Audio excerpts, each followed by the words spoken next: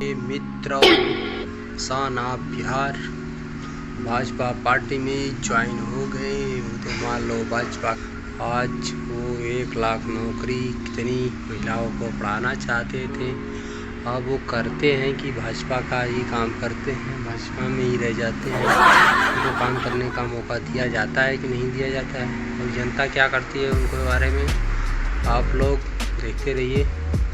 और हमको तो लगता नहीं है कभी ये लोग अकेले सीना तानते हैं, कभी 20 को लेके तानते हैं, तो हमको ये एहसास भी नहीं होता है कि सब आदमी काम करेंगे, नहीं लगता है। पहले किए हैं, ऐसी बात नहीं है, लेकिन अब नहीं करेंगे हमारे हिसाब से लग रहा है। अगर आप लोग को लगता है तो आप लोग देखिए, जनता बहुत समझदार हो चुकी है और जनता समझेगी भी और उनको समझाएगी भी, बताएगी भी अच्छी तरीके से।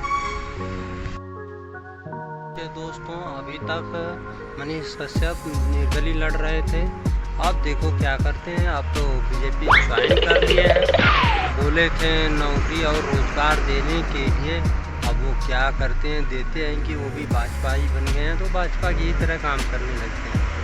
अब ये हमारा तो आशा लगता है कि वो भाजपा में चले गए हैं तो काम वैसा ही करेंगे और नौकरी देने का प्रयास करेंगे तो दे नहीं पाएंगे, हमारा पूरे विश्वास लग रखा है।